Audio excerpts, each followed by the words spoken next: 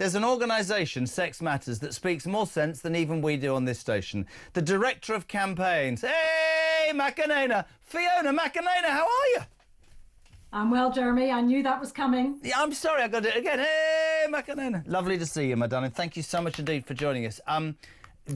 Obviously, the world is obsessed, it seems, with tariffs and madness and what's going to happen to our pensions and is Donald Trump the devil incarnate? But actually, there still are things happening in this country which, for many, many people, just send them over the edge with this sort of feeling that we're not getting any wiser. In fact, we're getting madder by the day.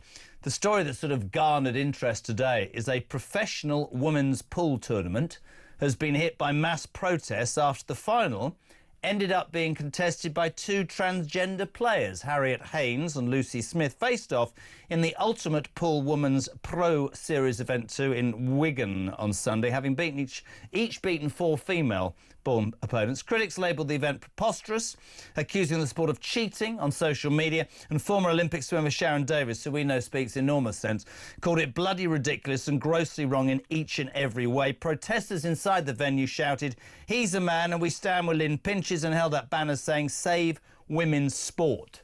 Thoughts on that, Fiona? Well, the Ultimate Pool Group knew this was coming because you mentioned Lynn Pinches, who forfeited a match against one of these players, Harriet Haynes, 18 months ago.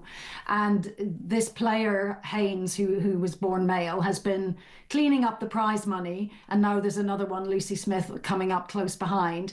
So the organisers in pool know this is a problem. The problem they've got is they've been threatened by both sides.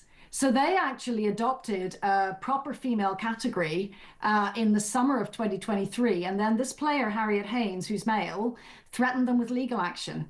And so they withdrew and they reverted to their old self-ID policy. And ever since then, these players have been claiming hundreds and sometimes thousands of pounds in prize money in women's pool. And some of the women have said, well, this is ridiculous, we're not going to play anymore. And some others, some very brave ones, have said, we're going to sue you. So there are two lawsuits currently going on. Harriet Haynes, the trans player, is suing one pool organisation that would not let him into the women's events. And a group of women is suing the others, including Ultimate Pool, the organisers of this weekend's event. I just want to ask you, Sex Matters to me is an organisation that always speaks sense. I don't understand what happens to all the women. I'm going to tread really... Actually, I don't need to tread carefully. You know you well enough. All the women who quite rightly spend years arguing for women's rights to be protected. And I absolutely would agree with that.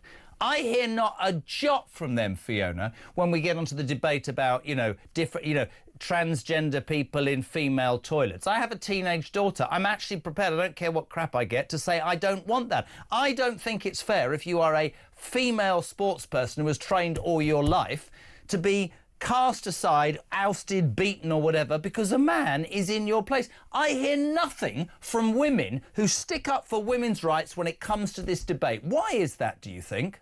Well, we do hear from women, but the answer is a lot of women are intimidated or bullied into keeping quiet. Wow. And even the sports councils themselves, the national sports councils, in their own research have found that. Their own report talks about women who were told they would lose their sponsorship or they would lose their place in the team. There are all kinds of reasons why people don't speak up, but the bottom line is they shouldn't have to. No one should have to put their own career on the line. They shouldn't have to forfeit a match. The sports organisations are responsible for making the rules. They all know they need a women's category. That's why they have one. Why don't they have? Actually, I'll tell you what we've got. I'd like to include you. It's got a great voice note, apparently, from Simon. Have a listen, Fiona. Simon, go. For the first time in my life, I find myself not having an issue. What advantage does a man claiming to be a woman have when playing pool? Football, rugby, boxing, running, jumping, throwing heavy objects, yes. But pool? I don't think so. Fiona? Well, he's wrong. You know, the law says if there is a difference between the average male and the average female in the sport, then you're allowed to run a women's competition. And all these pool competitions are designated women only. Now, they could say there's no difference, let's just run mixed, but that's not what they're doing. If you think about hitting a pool ball with a cue, particularly if that ball is a little bit further away across the table, men have longer reach, they have more power, they can hit the ball harder. a single shot that we all know, the break, for example, they can scatter the balls much more. So the law says if that's the case, you're allowed to run a women's event. It doesn't have to be a huge difference. It doesn't have to be weightlifting or boxing. It's enough to say we know that male bodies have an advantage on average, and we've given the women a competition of their own so they can win.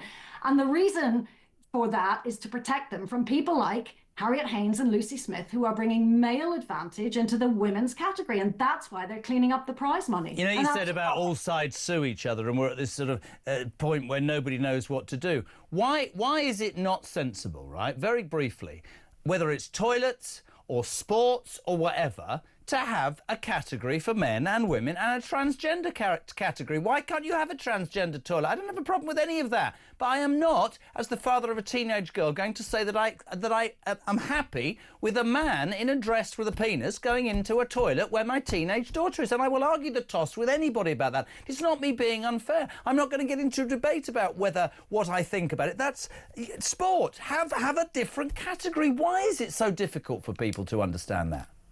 Well, there are lots of ways they could solve this. I mean, athletics have got a female category and an open category. Yeah. You know, it doesn't have to be a third category. It can just be open. The bottom line is the only people who suffer when this happens is females, because we're the ones who are disadvantaged. So what is important is to protect the female category and then to make everybody welcome. It doesn't matter how you identify. You can call yourself whatever you like. And the same goes for changing rooms and toilets. It's very easy to have a gender-neutral third option. But the problem is, of course, that people who identify as women insist on their right to be validated by going into the women's facilities. And most men know how uncomfortable that makes women. Listen, I love having you on from Sex Matters. You don't mind me finishing with it. Macarena! Thank you very much indeed, Fiona McAnena.